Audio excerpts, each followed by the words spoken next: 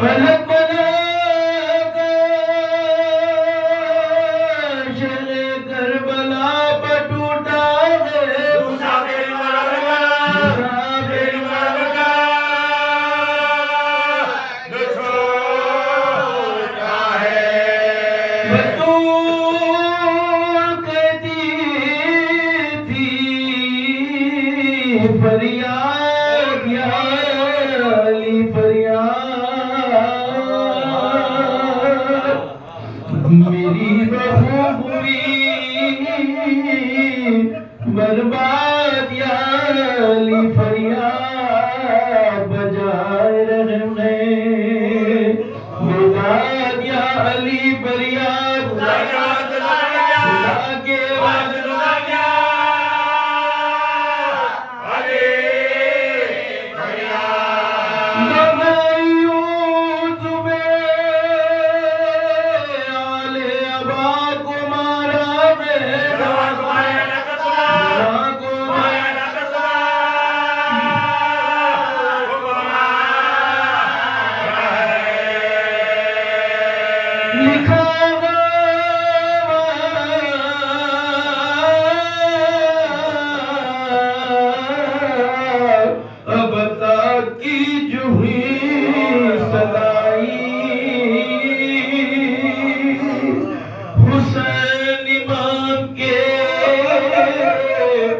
چہرے پر مردنی چھائی وہ آہ کی کے ذریعے رسول ترائی روانہ ہو گیا سکتا تجھے آئے سوار دوش پیغمبر کی آج ٹوٹ گئی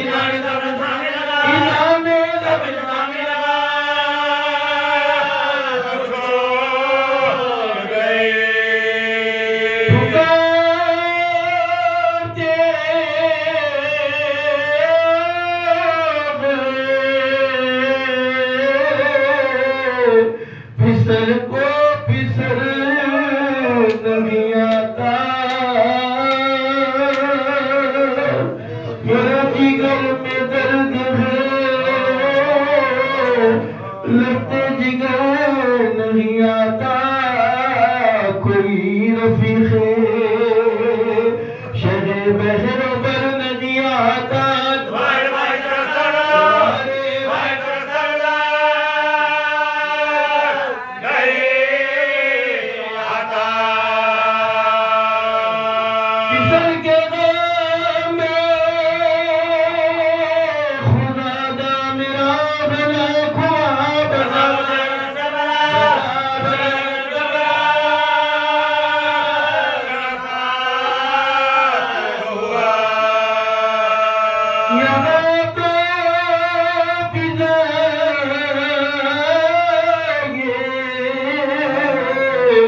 کرتی تھی درد کی تخریر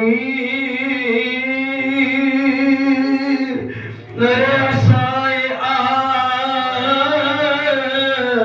اٹھا کر ادھر چلے شبیر اندھیرا سامنے آنکھوں کے اور دل تغیر ہر ایک ماریے نعرہ کے یا جناب امیر کبھی اٹھے کبھی سلطان مشرق گرے لکھا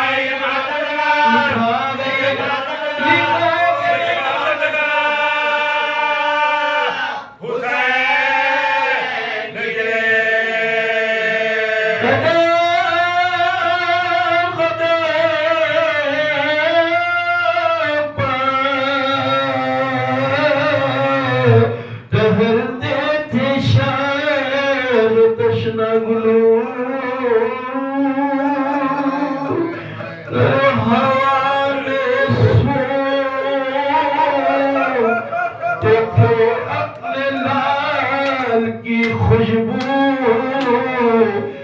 زمیں پا بیٹھ کے گاہے بہاتے تھے آنسو کرو تلاش کرتے تھے ہاتھوں سے لاش کو غرسو جو کوئی بولتا تھا کیا حضور ڈرے پڑے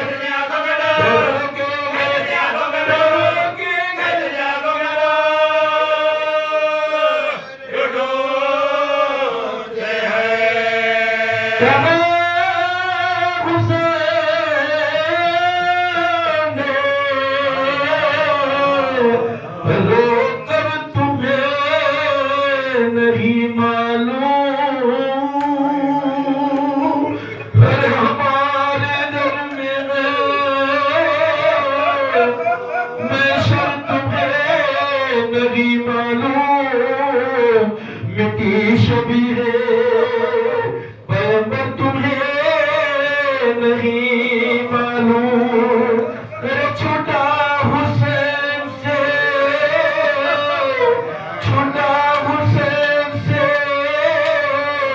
اکبر تمہیں نہیں معلوم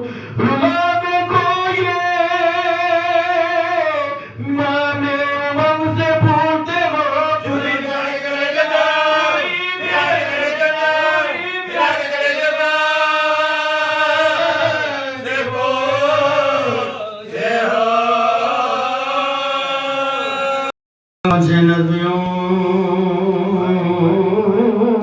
سے ویشا کے سامنے جسرا پائے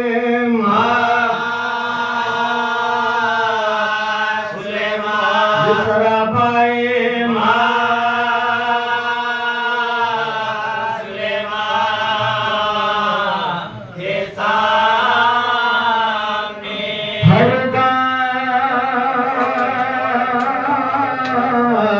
سکینہ لاتی تھی تسکی کے واسطے خالی گڑر کرے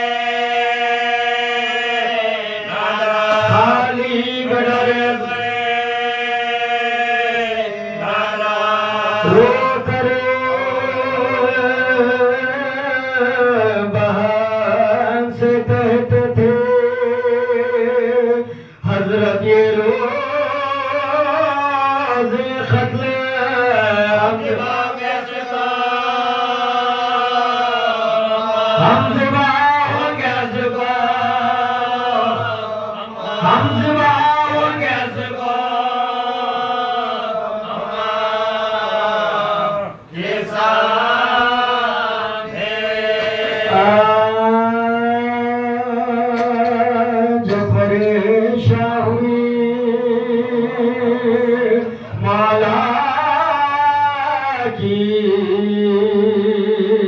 جماعت رنگ میں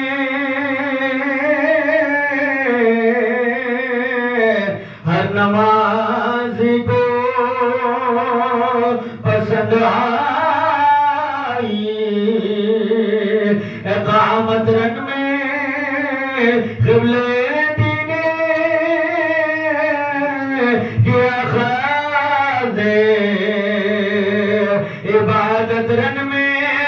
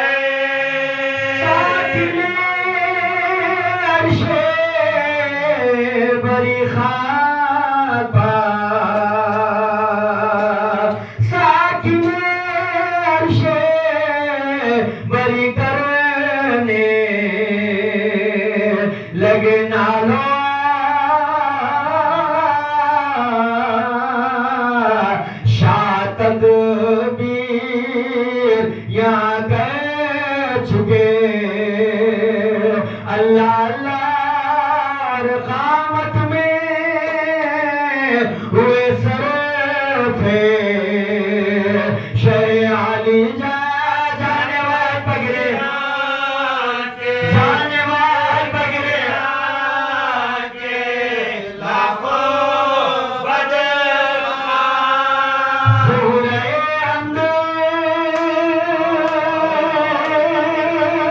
نبی زادہ بڑا چاہتا تھا شمر خان جلیے سیرے شمر خان جلیے سیرے راجہ تھا زینت عرش بری خاک پا افتادہ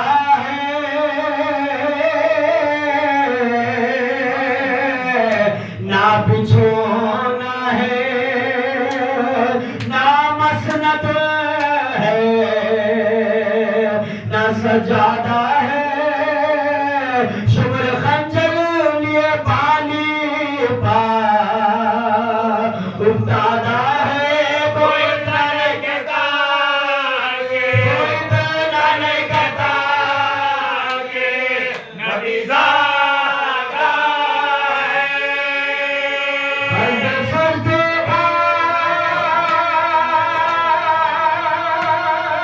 ادھر قبلہ بھی درتا ہے نیت زبا درشمار نیت زبا درشمار نیت زبا درشمار لائی کرتا ہے خنجر زمان کو چمکا کے پکارا دشمن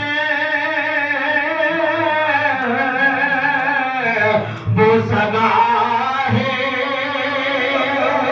نبی کا کام ہے یا بزرگان بولے شے جس میں تو راضی ہو نہیں جائے سخنے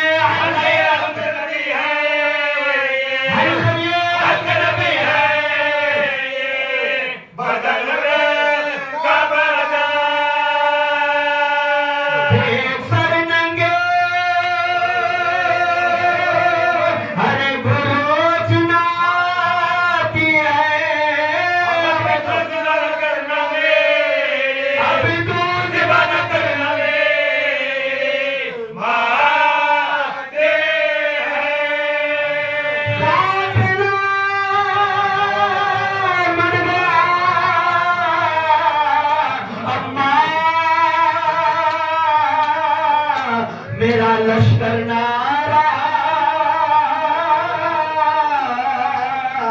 جد امجد کی نشانی علی اکبر نہ رہا رہ گیا درد کمر ہائے برادر نہ رہا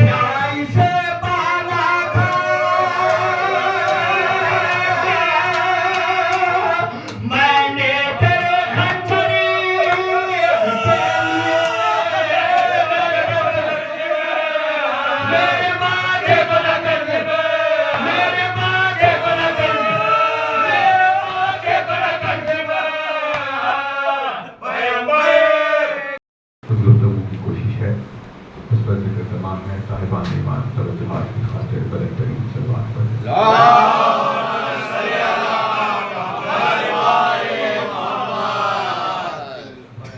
لا حول ولا قوة الا باللہ العلی العظیم. اعوذ باللہ من الشیطان الرجیم. بسم اللہ الرحمن الرحیم.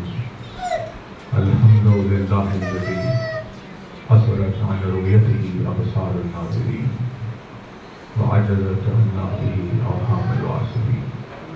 صلی علی محمد وآلہ الطاہرین ولعنۃ اللہ علی اعدائہم وقتلتہم من الآن إلى قيام يوم الدين. أما بعد فقد قال الله سبحانه تبارك وتعالى في كتابه المبين وقوله الله بسم الله الرحمن الرحيم الحمد لله رب العالمين.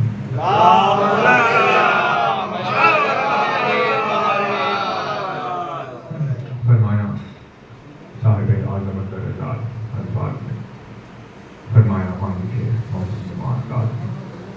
فرمایا مولا کائنات امیر المومنین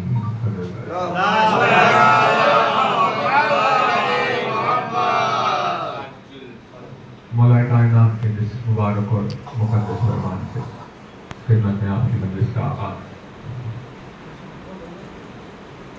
اپنی اس بے مثل و بے نظیر حدیث میں مولا کائنات نے ایک حقیقت اور سر کی طرف اپنے چاہنے والوں کی رہنمائی کی ہے. پہلی ماہ مبارک سے اس فرمان کے اوپر مجالس چل رہی ہے. بحث بہت طویل ہے لیکن اس کا ایک پہلو خدمت میں آپ کی رکھتے ہوئے جیسے تمام کریں جس میں مولا نے ارشاد فرمایا کہ انا شہر رمضان. مولا ارشاد فرماتے ہیں کہ میں رمضان کا مہینہ ہوں. اسی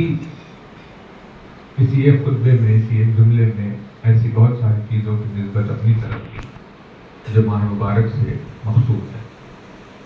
جیسے ارشاد فرمایا کہ انا شہر رمضان. اللہ نے ارشاد فرمایا انا لیلۃ القدر. ارشاد فرماتے ہیں کہ انا فصل الخطاب.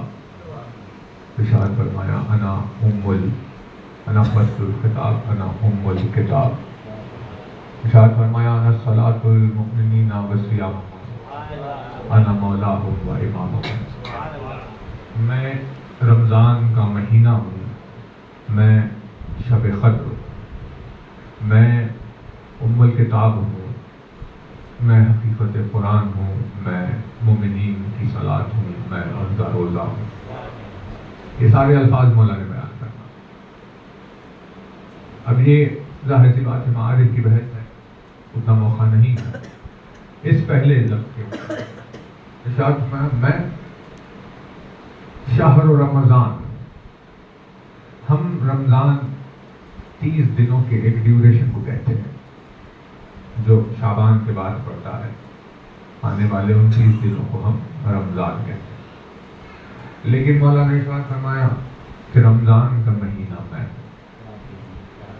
علی کے اس جملے کو سمجھانے کی خاطر اللہ نے ان 30 دنوں کی پابندی مسلمانوں کے اوپر عائد کر دی تاکہ ان 30 دنوں میں ہونے والے اعمال کے ذریعے سے وہ اس منزل تک پہنچے کہ علی کے الفاظ کو سمجھ پائے. کیا ہے آخر یہ رمضان؟ مولا نے کیوں ارشاد فرمایا کہ میں شہر رمضان. دیکھیے ملاقات نہیں ہوتی آپ سے بار بار ہماری اس وجہ سے عرض کر رہے ہیں کہ جب لفظ بنتا ہے تو روٹ ہوتی ہے, روٹ سے الفاظ بنتے ہیں. حروف ہے نا, لیٹرز سے ورڈ بنتے ہیں. تو ورڈ کا جو میننگ نکلتا ہے تو وہ لیٹرز کے اوپر مبنی ہوتا ہے. رمضان رے میم زاد, رے میم زاد سے لفظ بنتا ہے رمز. اس کے کیا معنی ہے؟ اس سے لفظ بنا رمضان. رمز کہتے ہیں کسی چیز کے پیور کرنے کو، کسی چیز کے شفاف کرنے کو. بہت سارے جیسے پیوریفیکیشن کے الگ الگ طریقے ہیں کہ مانو آپ نے چھنی سے چھان کر کسی چیز کو پیور کر دیا، آپ نے جیسے کپڑے سے چھان کر کسی چیز کو پیور کر دیا. ایسی بہت ساری الگ الگ چیزیں ہیں. انہی میں سے رمز اس پیوریفیکیشن کو کہتے ہیں کہ جو حرارت کے ذریعے سے کیا جائے. یعنی چھنی میں اگر آپ نے پتھروں کو دال سے چاول سے الگ کرنے کے لیے چھانا تو جو چاول نیچے چھن کر آئے وہ صاف ستھرے ہیں، شفاف ہے. لیکن اس پروسیس کو رمز نہیں کہتے، حالانکہ پیوریفیکیشن. رمز کہتے ہیں اس پروسیس کو جس میں گرمی کی حرارت شدت کی وجہ سے کسی چیز کو پاک کیا جائے. جیسے مثال کے طور پر اگر پانی جو دریا سے صاف ستھرا بہ رہا تھا وہ جا کر کسی نجاست سے مل کر نجس ہو جائے اور خراب ہو جائے، تو اس پانی کے اوپر جب سورج کی روشنی پڑتی ہے اور سورج کی گرمی کی وجہ سے وہ دھواں بن کر آسمان میں اڑ جاتا ہے، اور پھر وہ دھواں آگے بڑھتے ہوئے بادل کی صورت میں ڈھل کر جب برستا ہے تو بادل سے آنے والی ایک ایک بوند پاکیزہ اور طاہر ہوتی ہے. پانی کی طہارت کے اس پروسیس کو رمز کہتے ہیں. اس لفظ سے، اس روٹ سے اس مہینے کا نام رمضان اسی لیے رکھا گیا کیونکہ پروردگار عالم نے ارادہ یہ کیا کہ اس مہینے میں لوگوں کو پاک اور صاف کرے.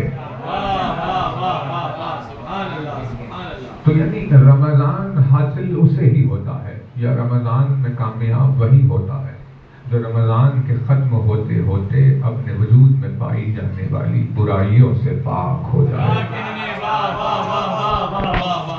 اگر کسی کے وجود میں برائیاں رمضان کے شروع ہونے سے پہلے سے لے کر ختم ہونے تک باقی ہی رہ گئی، رمضان ختم ہو گیا لیکن برائیاں ختم نہیں ہوئی، تو اس کا مطلب یہ ہے کہ اسے رمضان نصیب نہیں ہوا.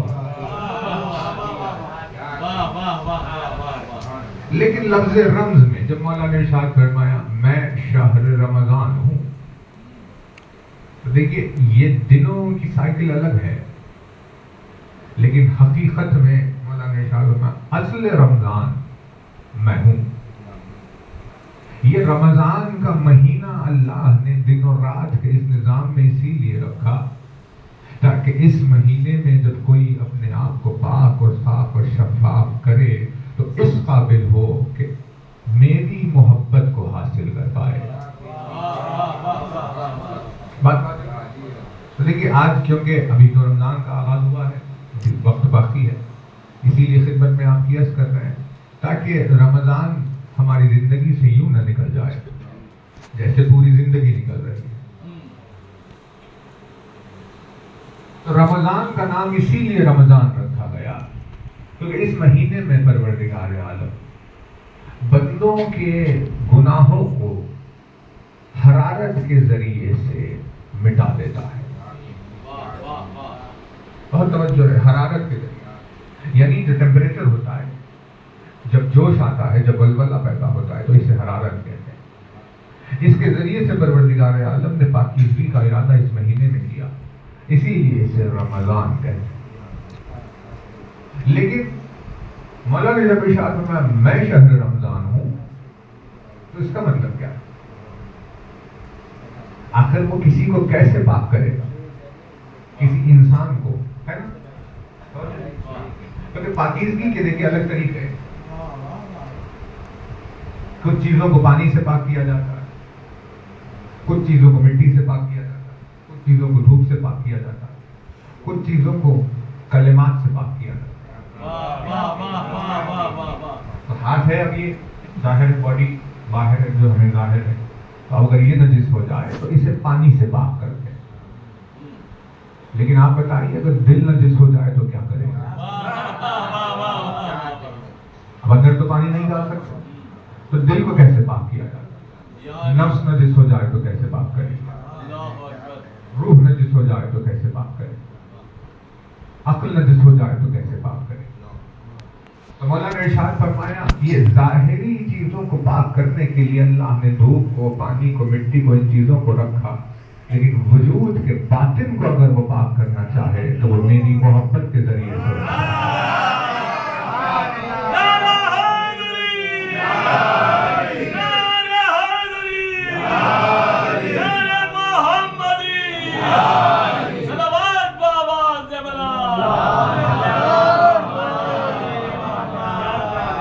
الفت کے ذریعے سے انہیں پاک کرتا، یعنی علی کی محبت گناہوں کو جلا دیتی، یعنی جلانے کا، حرارت کا پروسیس مطلب گناہوں کو جلانے کا پروسیس۔ علی کی محبت گناہوں کو جلا دیتی، لیکن حرارت کہاں ہے؟ ہم سمجھ رہے ہیں کیا؟ ہم یہ سمجھ رہے ہیں کہ علی کی محبت گناہوں کو نامہ اعمال سے مٹاتی ہے۔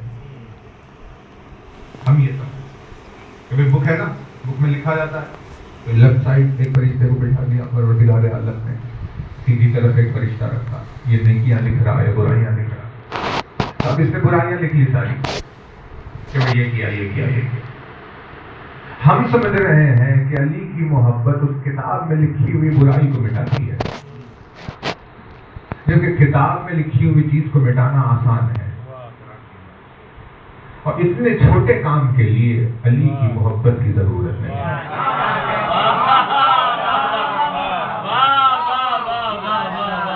نام علی کا معجزہ کچھ اور ہے، علی کی محبت کا معیار کچھ اور ہے۔ علی کی محبت گناہوں کو کتاب سے نہیں، کردار سے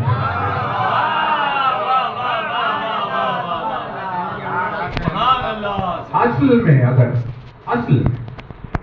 یہ دکھاوے اور یہ ریاکاریوں کی بحث ایک الگ ہے، لیکن اصل میں اگر کسی کے دل میں علی اتر جائے تو اب نامہ اعمال سے مٹانا تو بھئی بہت آسان بات ہے، لیکن علی اگر کسی وجود میں اتر جائے تو کردار سے گناہوں کو مٹا دے گا۔ کس حرارت کے ذریعے؟ کس حرارت کے ذریعے؟ آزمائش کی حرارت کے ذریعے، یعنی آزمائش کی حرارت ہوتی ہے۔ بھائی مان لیجئے کہ انسان کو جب آزمایا جائے گا تو وہ بلبلہ جو ہوتا ہے اسے تھامنے کی کیفیت اگر آ جائے تو یہ آزمائش کی کامیابی ہے نا۔ مثال کے طور پر آپ کی کوئی چیز ہے جس کی آپ کو خواہش ہے، لیکن حکم امام آ گیا نہیں، تو خون جوش مارے جا رہا ہے کہ وہ کرنا ہے، لیکن کلام علی نے کہہ دیا نہیں۔ تو یہ جو اپنا ہی خون اپنی ہی نفس سے جنگ کرتا ہے، اس جنگ کے نتیجے میں پیدا ہونے والی حرارت کے ذریعے سے علی کی محبت اس گناہ کو ہی مٹا دیتی ہے۔ سمجھ رہے؟ خدمت میں آپ کی ہم یہ بات کو تمام کرتے ہیں رہتے ہوئے وقت میں، کیونکہ نہ ہم نے رمضان کو پہچانا، نہ ہم نے صلاۃ کو پہچانا، نہ ہم نے قرآن کو پہچانا، نہ ہم نے دین کو پہچانا۔ ہم اپنی مرضیوں، اپنی خواہشوں، اپنی منمانیوں کو دین کا نام دیے ہوئے ہیں۔ ہمیں کچھ بولنے کی خواہش ہو گئی، اب ہم وہ بولنے کے لیے منبر پر آ گئے اور جو بھی ہم نے بولا اسی کو حدیث کہہ رہے ہیں، جبکہ رول یہ تھا کہ جو حدیث ہے وہ بولی جائے۔ لیکن ہم نے یہ بات بنائی کہ بھائی جو میں بول رہا ہوں وہ حدیث ہے نا۔ تو جو ایک لفظ ہے جس کی خواہش کی، بہت بہت بڑا لفظ ہے، اس پر بھی بہت گفتگو ہوئی خدمت میں آپ کی، کہ روزے کو آخر اللہ نے رکھا کیوں؟ بھوکا رہنا ہے، پیاسا رہنا ہے، کیوں؟ کیا اس کے پاس کھانے پانی میں کوئی کمی ہو گئی جو وہ لوگوں سے کہہ رہا ہے کہ بھی تم ایک مہینہ بھوکے پیاسے رہو تب تک ہم جمع کریں گے؟ یا یہ کہ وہ اپنے بندوں سے نفرت کرتا ہے کہ بھئی تمہیں بھوکے پیاسے رہو، ہمیں اس سے کوئی مطلب نہیں؟ 70 ماؤں سے زیادہ محبت بھوکے اور پیاسے رہنے دیتی نہیں، نہ اس کے خزانے کی کیفیت ایسی ہے کہ دینے کی وجہ سے کم ہو جائے، لیکن پھر اس کے بعد روزہ رکھنے کا حکم کیوں دے رہا ہے؟ تو روزہ بھوک اور پیاس کا نام نہیں ہے، بلکہ پروردگار عالم روزے کے ذریعے سے کسی کے وجود میں استقامت پیدا کرنا چاہتا ہے۔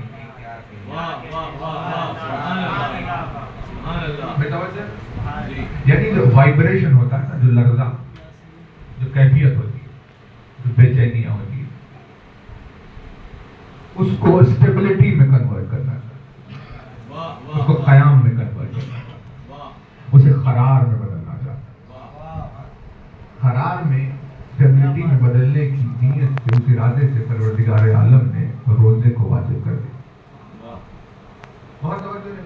ایگزامپل آپ کے خدمت میں دیں، جیسے ابھی یہ پلر ہے، اس کو چھت رکھا ہوا ہے، یہ اسٹینڈ ہے، اسے آپ نے مائک لگایا، وہ اسٹینڈ ہے، اس پر فریج رکھا ہوا، دیوار پر فین لگا ہوا، کچھ بھی۔ یہ سب کیوں ہے؟ چھت آپ نے اس پر رکھا کیوں؟ کیونکہ آپ نے دیکھا کہ اس میں وائبریشن نہیں ہے، لرز نہیں رہا، یہ قائم ہے اپنی جگہ۔ تو جب کوئی وجود اپنے مقام پر ٹھہر جاتا ہے تب بوجھ اٹھانے کے قابل ہوتا ہے۔ اگر یہ ادھر سے ادھر جھک رہا ہوتا اور یہ خود ہی نہیں سنبھل رہا ہوتا تو کوئی اس پر چھت رکھتا؟ یا یہ مائک جو آپ نے اسٹینڈ کے حوالے کر دیا، اگر یہ اسٹینڈ ہی گرتا پڑتا رہتا تو کیا یہ مائک اس کو دیا جاتا؟ یعنی کسی کو بھی جب ذمہ داری دی جا رہی ہوتی ہے تو سب سے پہلے یہ دیکھا جاتا ہے کہ اس کے وجود میں قیام کتنا ہے۔ سبحان اللہ۔ جب کسی کو کوئی ذمہ داری سونپی جانی چاہیے تو دیکھا یہ جائے گا کہ بھئی وہ اسٹیبل کتنا ہے، تاکہ اس ذمہ داری کو اٹھائے یا نہیں اٹھائے۔ اگر اس میں لرزش ہے تو اسے مائک نہیں دیا جائے گا، اگر اس میں لرزش ہے تو اسے چھت نہیں دیا جائے گا، اس اسٹینڈ میں اگر لرزش ہے تو اسے فریج نہیں دیا جائے گا۔ جس کو جو ذمہ داری دی گئی ہے وہ اس کے قیام کی صلاحیت کی وجہ سے دی گئی ہے کہ بھئی یہ ایک مقام پر قائم ہے، اسی لیے ذمہ داری اس کے حوالے کرو۔ اب یہ چیزوں کا قیام ہے، لیکن بے چینی اور بے قراری یا لرزش صرف چیزوں میں نہیں ہوتی۔ توجہ نہیں کر رہے؟ متوجہ ہے؟ ایک سلوات اور پڑھیں۔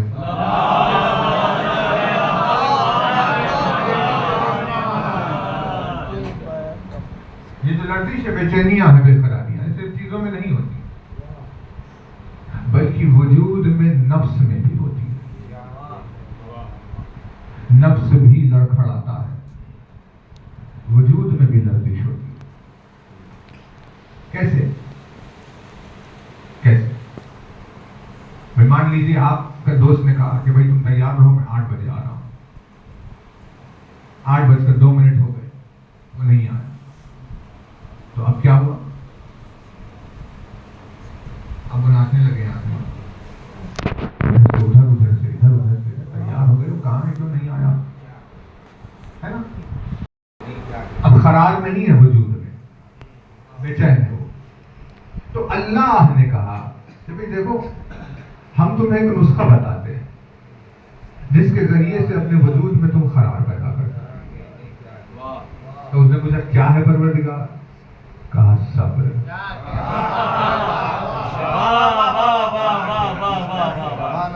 صبر کو اتارو اپنے وجود میں، اگر صبر اتر جائے گا تو تم بے چین نہیں رہو گے۔ ہم سمجھ رہے تھے صبر کسی مصیبت کا نام ہے، لیکن اصل میں صبر ایک نعمت کا نام ہے جو وجود میں قرار پیدا کر رہی ہے۔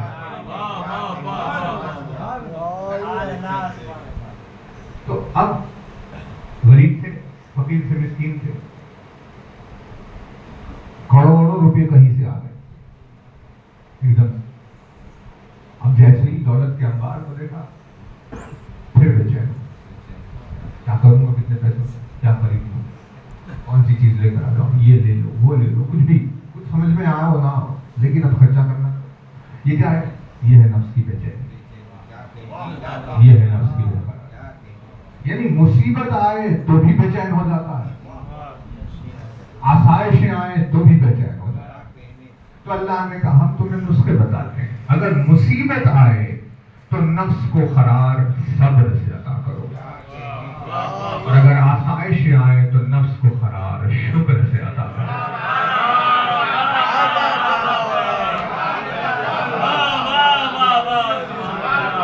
ہم سمجھ رہے ہیں کہ بھئی یہ صبر کیا مصیبت ہے، یہ شکر کون سی مصیبت ہے، ہم سمجھ رہے ہیں یہ پریشانیاں ہیں، لیکن اصل میں وہ کسی وجود کے قرار کے لیے اللہ کی دی ہوئی حکمتیں ہیں، اس کی نعمتیں ہیں، اس کے تحفے ہیں۔ اب دیکھیے روزے میں کیا ہوتا ہے، روزے میں دونوں اب کھاتے تھے روزانہ کھانا، 8 بجے ناشتہ ہوتا، 8 بج گئے، اب کھانا نہیں، اب پریشان، باڈی پریشان ہوگی، بھائی ٹائم ہو گیا، سنبھال لیں۔ تو اب ماہ مبارک کے ختم ہوتے ہوتے ہوتے 30 دنوں کے روزوں کی وجہ سے ہونا کیا چاہیے؟ ہونا یہ چاہیے کہ بھائی دیکھو اب ہم کھانے پانی کی وجہ سے بے چین نہیں ہوں گے، چاہے ملے یا نہ ملے، وجود میں قرار باقی رہے گا۔ لیکن رمضان کا مہینہ تمام ہوا، عید کا دن آتے ہی صبح 9 بجے اپنے گھر میں چیخنے لگے، ایک مہینے سے تو بھوکے ہیں، آج بھی کیا ناشتہ ٹائم پر نہیں ملے گا۔ یعنی یہ بے چینی نفس کی، یہ بے قراری یہ بتا رہی ہے کہ 30 دن انہوں نے روزے نہیں رکھے، کیونکہ اگر روزہ رکھا ہوتا تو آنے والے ایام میں بھی کھانے کی کمی کی وجہ سے نفس بے چین نہیں ہوتا۔ یعنی روزے کے پیچھے بے شمار حکمت ہے۔ خدمت میں آپ کی 2-3 عرض کرنے پر اللہ نے روزے میں صبر، دن بھر افطار کے وقت شکر، کہ بھئی دن بھر رکے تھے اب ہمیں مل گیا کھانے کے لیے، لہٰذا شکر کرنا، دونوں کے ذریعے سے نفس کو ٹھہرانا ہے، نہ بھوک کی وجہ سے بے چین ہو کر دیوانے ہو جانا، نہ ایک دم سے افطار کو دیکھ کر اس پر ٹوٹ پڑنا ہے۔ یعنی حالت روزہ میں صبر سے اپنے آپ کو سنبھالنا ہے، وقت افطار شکر کے ذریعے سے اپنے آپ کو سنبھالنا ہے، تاکہ وجود میں نفس میں جو بیلنس، جو قرار نظر آ جائے، جب پروردگار عالم جب دیکھ رہا ہوگا کہ ہاں اب یہ قرار کے ساتھ ٹھہرنا سیکھ چکا ہے، اب اس میں وائبریشن نہیں ہے، اب اس میں تغلظل اس طرح کا اس طرح سے شیک نہیں ہوتا، اب یہ ایک جگہ قائم ہو چکا ہے، اب اس کے حوالے کوئی ذمہ داری کی جا سکتی ہے۔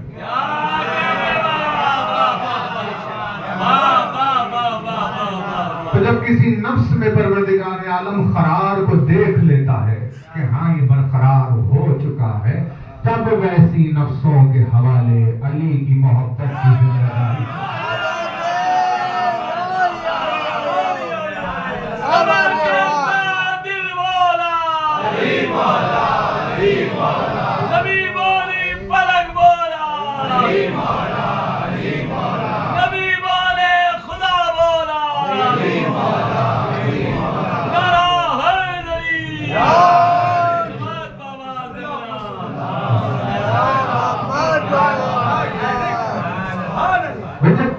قیام کے بغیر چھت اس کے حوالے نہیں کیا جاتا، جب سٹینڈ قیام کے بغیر مائک کے حوالے نہیں کیا جاتا، تو کیسے اتنی چھوٹی چیزیں نہیں ہوتی تو کیسے ممکن ہے کہ نفس کے قرار کے بغیر اللہ کسی کو بھی علی کی محبت کی ذمہ داری دے؟ یعنی محبت علی اللہ کی امانت ہے، علی کا نام اللہ کا خزانہ ہے، وہ اپنا خزانہ کسی کو بھی دے، وہ اپنے خزانے کو دینے سے پہلے اتنا نفسوں کو آزمائے گا، ان آزمائشوں کے بعد جب نفس میں قرار نظر آ جائے تو ویسی نفسوں کے حوالے علی کی محبت کی جاتی ہے۔ یعنی علی کی محبت ایسے نفس کے بے چین لوگوں کو نہیں ملتی، جن کی زندگی میں قسم کا پاگل پن ہو اور ایک دوڑ ہو یہاں سے اور نفس میں کسی طرح سے کوئی قرار نہیں، تو ویسے ہم پابندی نہیں کرتے. ہمیں جو لفظ دیا گیا دیکھیے وہاں تک آ نہیں سکیں گے شاید، لیکن جو رمز سے روزے کی کیفیت میں پیدا کیا ہوتا ہے، اس کیفیت کو روحانیت کی اس کیفیت کو کہتے ہیں خلوص. سبحان اللہ سبحان اللہ.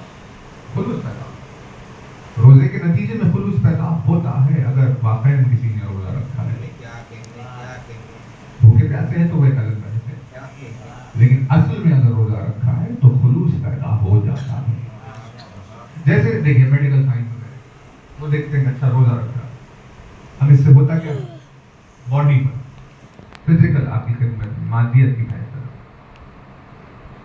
بھائی سال تمام کھانا کھاتے ہیں تو کچھ بھی کھا لیا، تلا ہوا کھا لیا، بھنا ہوا کھا لیا، وہ کھانا باہر کا کھا لیا، گھر کا کھا لیا، زیادہ کھا لیا، کم کھا لیا، کچھ بھی، تو اب وہ ساری چیزیں باڈی میں جمع ہوتی رہتی ہیں. ایسے نہیں ہے کہ ختم ہو گیا تھا، فیٹ بن جاتا ہے، وہ کوئی الگ کسی گوشے میں کوئی بیماری بن جاتی ہے، کچھ نہ کچھ الگ الگ باڈی میں مقامات ہیں. تو میڈیکل سائنس نے کہا کہ جب کوئی بھوکا رہتا ہے باڈی کو کھانا نہیں ملتا، کھانا تو نہیں لیکن بھوک تو ہے، تو اب باڈی اپنے آپ میں یہ نظام پیدا کرتی ہے، اندر ہی سیلز آپ کی باڈی ہی میں تلاش کرتے رہتے ہیں کہ پرانا جو کھایا تھا کہیں رکھا ہوا ہے کہ دیکھو، تو ڈھونڈتے ڈھونڈتے انہیں ملتے ہیں، اچھا یہاں یہ رہ گیا تھا، یہاں یہ رہ گیا تھا، یہاں یہ رہ گیا تھا، تو سیلز ان چیزوں کو کھانا شروع کر دیتے. تو 30 دن کے سلسلے کے نتیجے میں ہوتا یہ ہے کہ پرانا سال 11 مہینے سے جو کچھ بھی جمع کر کے رکھا ہوا تھا وہ سب کچھ 1 مہینے میں ختم کر کے پھر سے باڈی کو صاف شفاف اور تیار کر دیتے. یہ تھا میڈیکل سائنس کا ایک ایڈوانس روزے سے ہوتا ہے. لیکن یہ کب ہوگا؟ یہ اس وقت ہوگا جب ماہ مبارک میں روزہ رکھیں گے. لیکن اگر روزے کے نام پر 11 مہینوں سے زیادہ اس 1 مہینے میں اگر کوئی کھا لے تو آپ بتائیے اسے روزے سے کیا ملنے والا ہے؟ اور بیمار ہو جائے گا وہ. تو کہ نتیجہ تو یہ تھا کہ کھانے کو کم کر دو، غذا کو کم کر دو، تاکہ باڈی اندر ہی اندر چیزیں پنپنے والی چیزوں کو ختم کر دے. کینسر سیلز کھا جاتی ہے، 50 پریشان ہے، وہ رکھے کوئی سیب رکھا ہوا ہے، رکھتے رکھتے سڑ گیا، خراب ہو گیا، اب بیماری ہو گئی، اب مکھیاں آ گئی، مچھر آ گئے، اب ہوا خراب ہو گئی، اندر ویسے ہی کوئی چیز رکھی ہوئی ہے، رکھے ہو گیا، کینسر ہو گیا. لیکن پتا نہیں تھا دنیا کو اتنے برسوں سے کہ روزہ رکھنے کی وجہ سے کینسر سیلز اندر ہی ختم ہو جاتے تھے، کیونکہ باڈی انہیں کھا لیتی تھی. کہ یہ کیا رکھا ہوا ہے اتنے دنوں سے؟ کہ بھائی وہ پرانے کھایا تھا وہ رکھا ہوا ہے. اچھا جلدی سے کھا لو ورنہ یہ خراب ہو جائے. تو وہ اندر کھائیں، باڈی فریش ہو. لیکن اگر مسلسل اوپر سے کھانا جاتا رہے تو اسے وہ کھانے کا ٹائم نہیں ملے گا، اسی لیے کینسر پیدا ہو گیا، لوگ بیمار. اب ماہ مبارک میں جہاں کم کر کے ان چیزوں کو ختم کرنا تھا، ہم نے روزہ روزہ روزہ کہہ کر اتنا کھا لیا کہ 11 مہینے میں اتنا نہیں کھایا جتنا 1 مہینے میں کھایا. تب نتیجے میں یہ ہوا کہ پرانی رکھی ہوئی چیزیں الگ تھی اور جتنی روزانہ ایوریج ملتی تھی اس سے کہیں زیادہ اور ملنے لگ گئی. تب باڈی ہوئی پریشان اور ہمیں نظر آنے لگا کوئی 30 سال میں مر گیا، کوئی 35 میں مر گیا، کوئی اچھا خاصا 40 میں مر گیا، کوئی 17 میں یہ ہو گیا. یہ سب خداوند عالم کی طرف سے نہیں، ہمارے اپنے ہاتھوں اور کرتوتوں کی وجہ سے. باڈی پر روزے کا یہ اثر، پتہ کی بات ختم کر رہے ہیں، باڈی پر ہی. تو جب باڈی پر ہی اثر کر رہا ہے تو مولانا ارشاد فرمایا بھائی یہ تو چھوٹی چھوٹی چیزیں، اصل روزے کا اثر تو روح پر ہوتا ہے. اصل اس کا اثر تو نفس پر ہوتا ہے، قلب پر ہوتا ہے، عقل پر ہوتا ہے، فکر پر ہوتا ہے، ذکر پر ہوتا ہے. اس ساری چیزوں پر اصل روزے کا اثر ہوتا ہے. کب ایسے کہ جیسے باڈی پیور ہو جاتی ہے ویسے ہی جب روزے کی حالت میں حقیقی روزے کی صورت میں کوئی پہنچتا ہے اپنے پروردگار عالم کی رضا کی خاطر، جب کوئی روزہ رکھتا ہے تو دل میں پنپنے والی بہت ساری بیماریاں ختم ہوتی ہے، حسد ختم ہوتی ہے، جلن ختم ہوتی ہے، بغض ختم ہوتا ہے، ریا ختم ہوتی ہے، دکھاوے ختم ہوتے ہیں، کیا کیا ساری چیزیں، تب کہیں جا کر سمجھ میں آتا ہے کہ ہاں اس کے دل نے بھی روزہ رکھا ہے، اس کے نفس نے بھی روزہ رکھا ہے۔ تو جب دل روزے دار ہو جائے تو ان دلوں کو اللہ محبت علی عطا کرتا ہے۔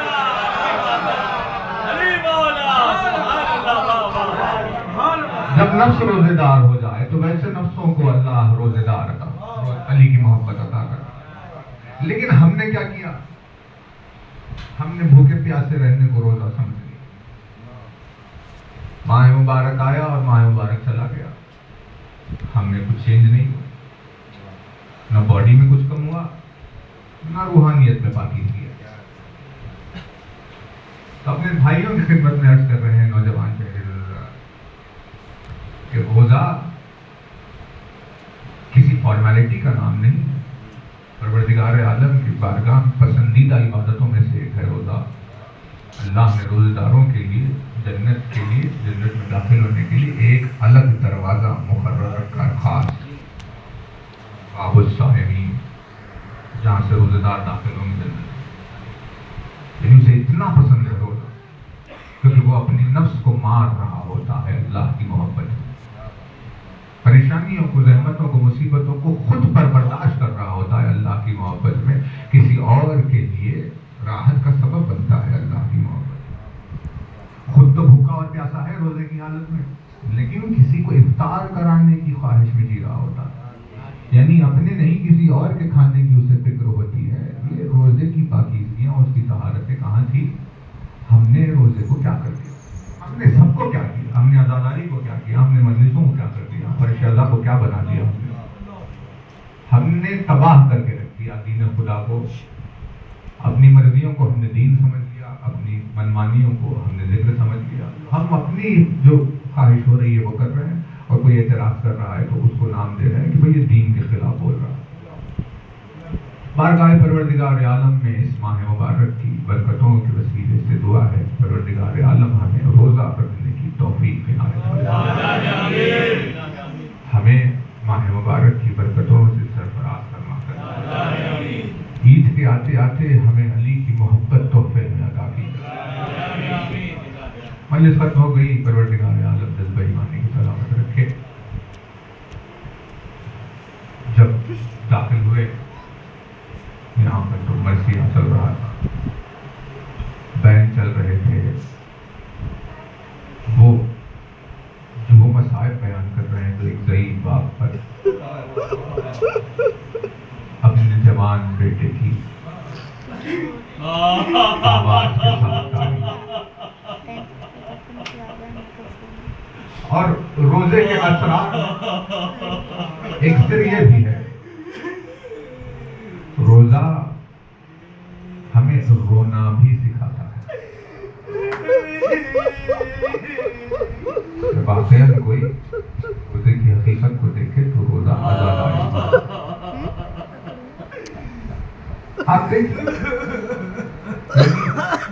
ابھی گرمیوں کا آغاز نہیں ہوا، یعنی شروع ہو رہی ہے بالکل آہستہ آہستہ، ہوا میں شام میں آپ کو کھل کے مل جائے گی، ایسا احساس نہیں، لیکن افطار کا وقت اب بھی زمانے میں بھی افطار کا وقت آتے آتے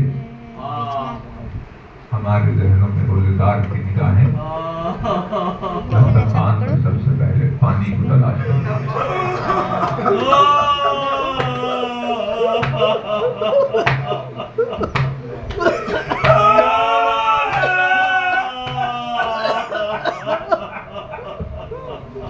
ان آوازوں پر پروردگار عالم اپنی رحمت نازل فرمائے۔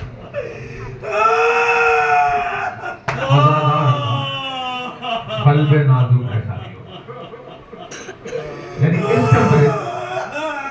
اس ماحول میں وقت افطار ہم پانی ڈھونڈ رہے ہیں،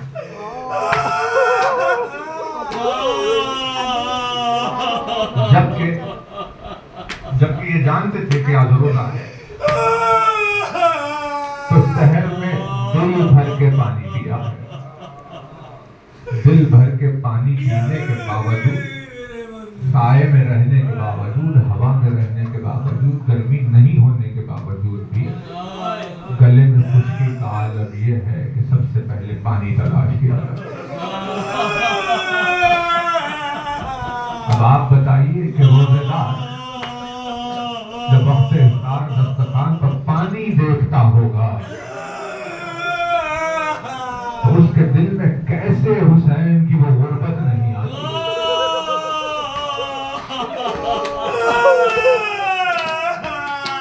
کہ جہاں مظلومی حسین کا عالم ہی ہے،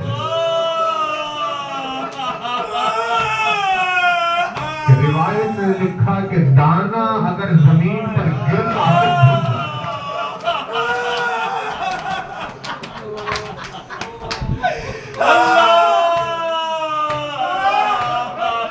دانا اگر زمین پر گرتا تو بھن جاتا تھا۔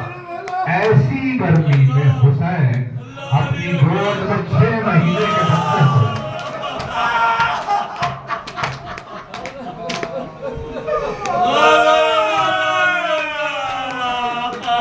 ایسی شدت کی گرمی میں اپنے 6 مہینے کے پھول سے بچے کو لیے حسین لشکر یزید کے سامنے کھڑے ہو آسمان کی طرف دیکھ رہے ہیں۔ پروردگار تو گواہ رہنا کہ حسین کتنا غریب ہو۔ 6 مہینے کے بچے کے لیے پانی کا سوال اور بدلے میں 100 شعبہ تیر چلا۔ ایسا مرثیہ حسین نے پڑھا کہ قیامت تک اس پر رویا نہیں جا سکتا۔ کاشیتی لیتکم فی یوم عاشوراء جمیعا تنظرون۔ اے میرے شیعوں، اے کاش کہ تم کربلا کے میدان میں ہو۔ تو کیوں یاد کیا یا حسین کہ ہم آپ کے بچے کو لا کر پانی پلاتے؟ کہ نہیں اسی لیے یاد نہیں کیا؟ کیا اسی لیے یاد کیا کہ آپ کی طرف سے جنگ کرتے کا؟ کیا اسی لیے یاد نہیں کیا؟ کیا اسی لیے یاد کیا کہ زخمیوں کو مرہم لگاتے کا؟ اسی لیے نہیں یاد کیا؟ تو آپ ہی بتائیے کہ آخر آپ نے ہمیں کیوں یاد کیا؟ حسین نے کہا بس اسی لیے، کاش کہ کوئی میرا چاہنے والا ہوتا تو مجھے دیکھتا کہ میں علی اصغر کے لیے کیسے پانی مانگتا۔ اللہ حسین، وہ ٹوٹا ہوا دل جہاں یہ حسرت ہے، کاش کوئی مجھے دیکھنے والا ہوتا کہ میں کیسے اپنے بچے کے لیے پانی مانگ رہا۔ لیکن لاکھوں کے لشکر میں ایک بھی نہیں تھا جسے مجھ پر رحم آیا۔ جیلتی لیتکم فی یوم عاشوراء جمیعا تنظرون کیفا استسقا لطفل صابوا یرحقون۔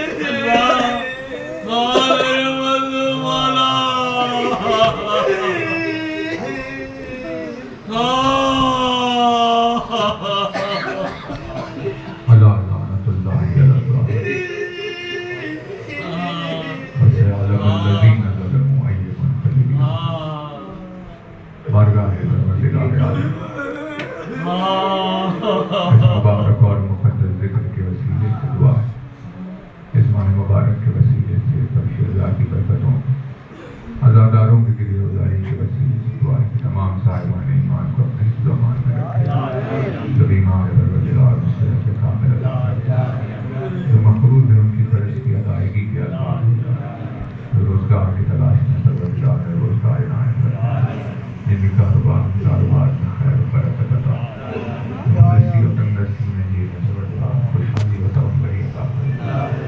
ساری سرزمین پر علی کی محبت کے وجہ جو ظلم و ستم کا سلسلہ چل رہا ہے پروردگار اس زمین کی جس گوشے جس خطے میں تیرے مذہب کے چاہنے والے ہم سب کی جان مالے تو تو رب کی حفاظت فرما، دشمنان اہل بیت کو نیز تو نابود فرما، مقامات مقدسات کی حفاظت فرما، ہم سب کو نہ کہانی اموات اور نہ کہانی حوادث سے محفوظ فرما، ہم سب کا خاتمہ خیر فرما۔ ایک بار اور آپ کی خدمت میں التماس ہے کہ ایک سورہ فاتحہ پڑھ لیں۔ داؤد علی مرحوم ابن محمد سرور مرحوم